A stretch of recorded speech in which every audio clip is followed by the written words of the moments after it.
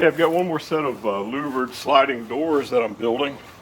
They're going to be just very similar to these that run on these barn door tracks with adjustable dollies. But they're going to be a little longer. They're going to be, each one's going to be 10 feet. I've got 2 of these here that I can use to open up my shop to drive a car in or whatever I need to do. And they're slotted so they allow for ventilation. But I'm going to be putting them here on this side here. And so what I've done, I went ahead and opened up the eave here, got rid of the paneling so I could see the structure underneath. And I went ahead and installed the sliding rails here. This is about 20 feet of sliding rail. And I could only get it in 8-foot lengths. Now, I know they make it in 20-foot lengths, but I couldn't find it. So I bought it 8-foot lengths and welded them together. And, I paid special attention when I was welding them to make sure that the dollies would ride real smoothly across the seam. I can't even feel the seam that's welded here. And there's another seam down here. It's pretty much undetectable, and that's what I was after. I didn't want I wanted the doors to operate smoothly with no hang-ups. So I'm going to share with you now how I did that, how I jigged these up and welded them so they would have a seamless transition and flow.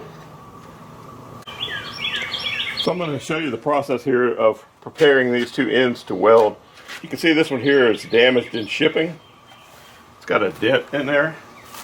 And I want to go ahead and fix that first. I've got a hammer and a punch. I'm going to try and pop that back down.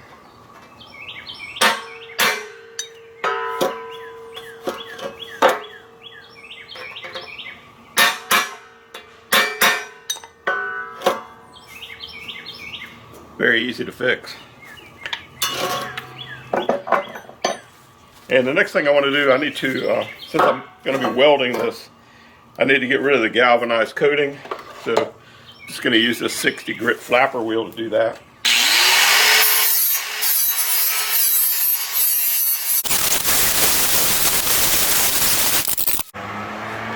So I've got the rails prepared, and I've got it laying on a 2x4 here to get keep it kind of straight. I'm going to work on one of these at a time. And so with the wedges, I'm going to work on this one first, and you can see it is out of alignment already. It's from being bent or something. So I'm going to take care of that right now. I'll show you how to do that. So when you weld these together, you can get a nice transition.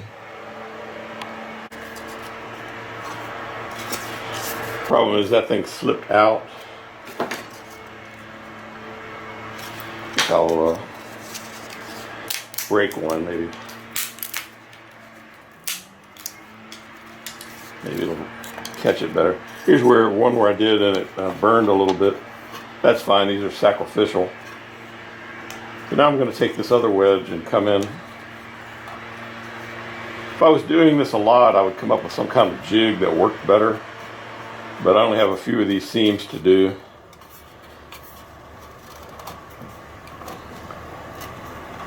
So there we go, that one, that's pretty tight now. And now I take a clamp and I want to pull this one in line with that one. So I'll go behind and catch all the wood there.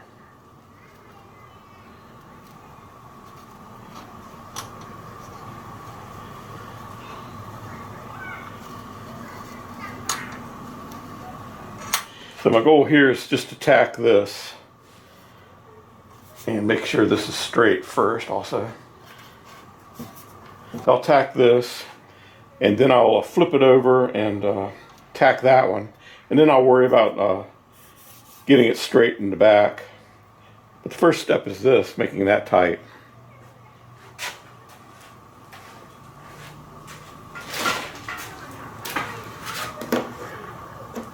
So I've got a Lincoln welder here.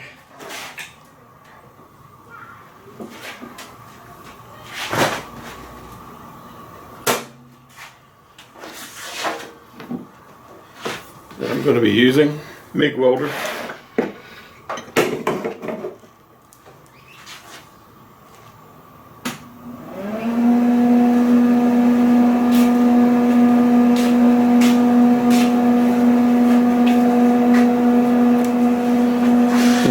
going to move the camera back a little bit because I want to protect the camera from the sparks.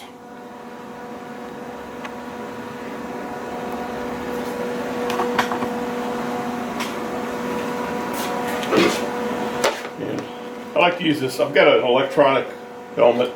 I really prefer this one. The electronic one sometimes gives you a problem if you're welding outside. It'll activate.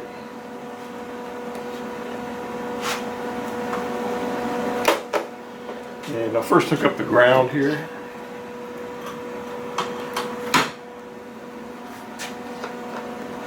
So my goal is just to tack that.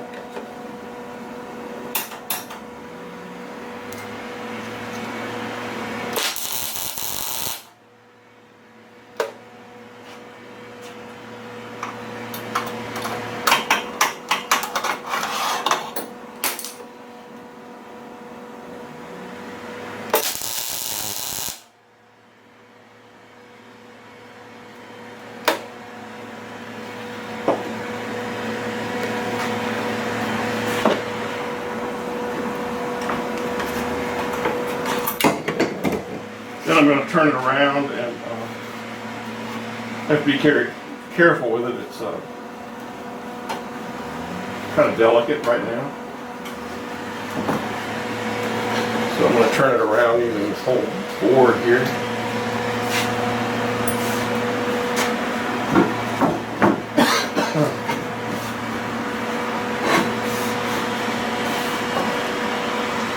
So I'm going to work on this one next. You can see it's, I'm going to have to encourage it to come together here at the top, but I can do that. I probably can go ahead and tack that right now.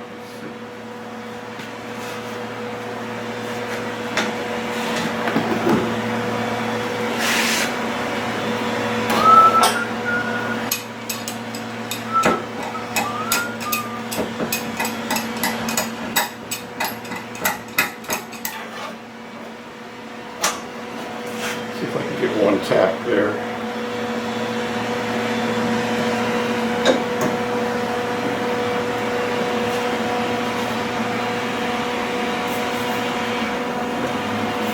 And I just like to eye it up.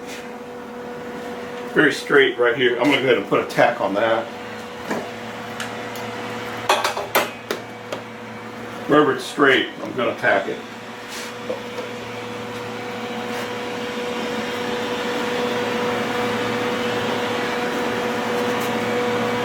And you just want to use just little tacks at first. You don't want to put a lot of heat into it and warp the metal.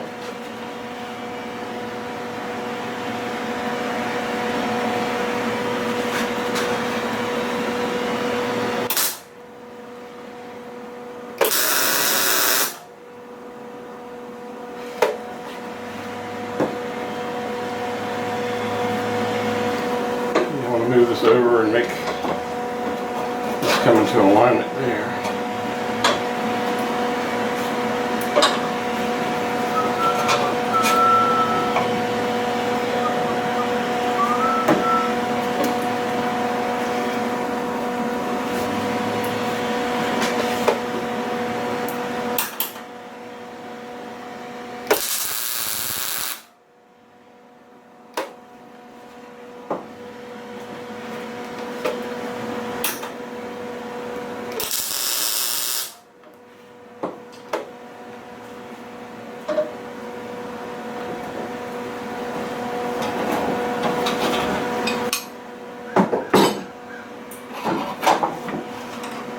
So now, you do the old wedge trick right here.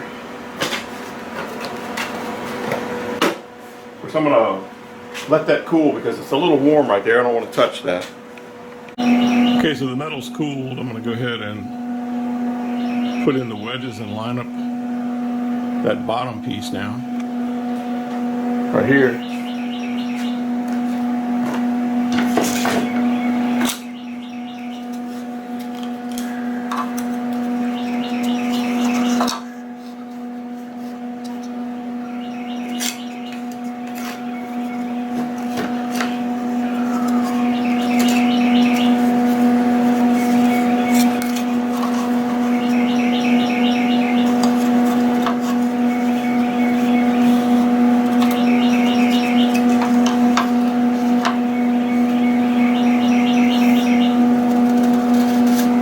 So you can see them come together in alignment just by putting the tension on these wedges. So basically the two wedges are inside there expanding to align both edges of this rail inside, from the inside. And then I use this clamp here to make that align as well.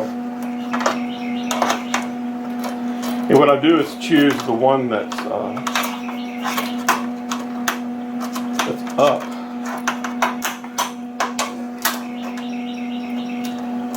In this case, it's this one. So now I can just tell, I can feel that these are in alignment right there. I'm happy with that alignment all around. So I'm going to go ahead and tack that.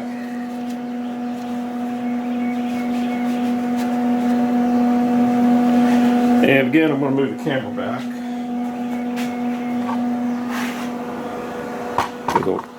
The weld splatter, you wouldn't believe what it can do to glass.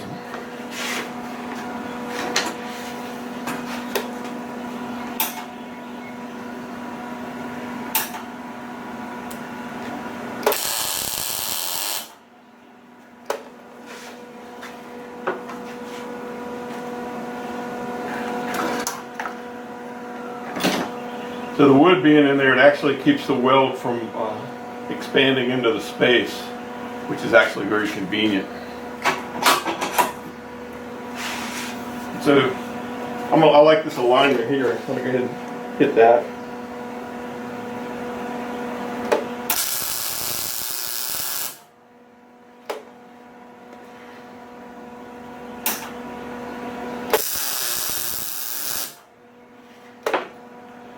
Welder's working pretty good today.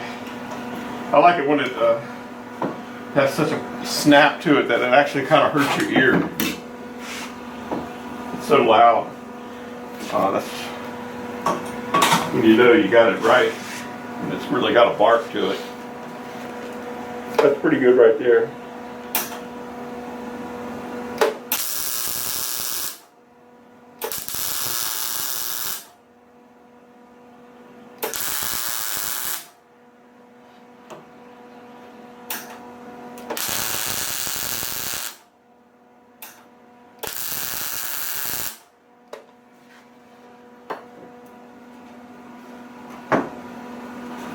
That's basically all there is to that.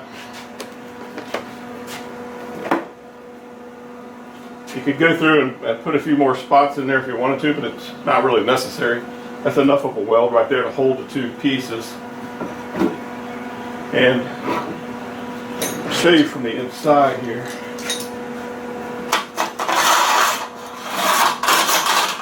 You need to get the shims out of there.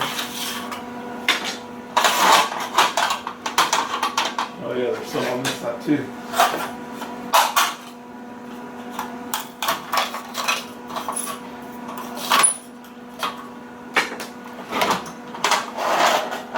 So you can hear that. It's there's like seamless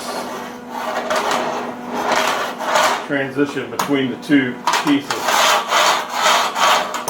And I don't really want to do a lot of heavy welding in there because that could actually make the metal move and bend and warp. Just a little tack like that is good penetration. I can see it's all the way through to the inside. And I'm happy with that weld. So that's how you would do it if you want to join the tracks together and make sure you get a good alignment. If you don't weld them, they do make a clamp that goes around there and holds the two pieces, but it's not a perfect alignment. It's just a U-shaped piece of metal that holds these two together. And I've tried using those, and they do hold it together, but it's not as good as a weld for a seamless.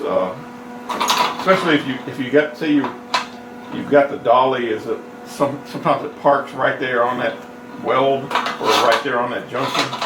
And if you don't have it welded, you can have a spot in it where it's a little hard to move, and it'll just wear in time. So there you go. That's how you tack that together for a good, smooth rail system. So So this is the welder I was using for this job. It's a small MIG welder, the Lincoln SP125. I've had it about 25 years or so, and it's been a great little welder. I'll show you before I shut it down what the gas setting was for it. You can see I'm running about 15 cubic feet of gas an hour there. I usually don't mess around with these settings. Once I got the welder working great, I usually just leave it alone. And when I shut it off, I always remove the tension on the spring here, the wire feeder. And I'm going to clip, when I was showing you that, I ran a little wire out, so I'm going to get rid of that. This, I've got 030 wire in it right now, and that's a good size for this welder. I've also used 025, that works pretty good too. It will run on solid wire or flux cord wire, but you won't get as clean of a weld, so I always use gas with it.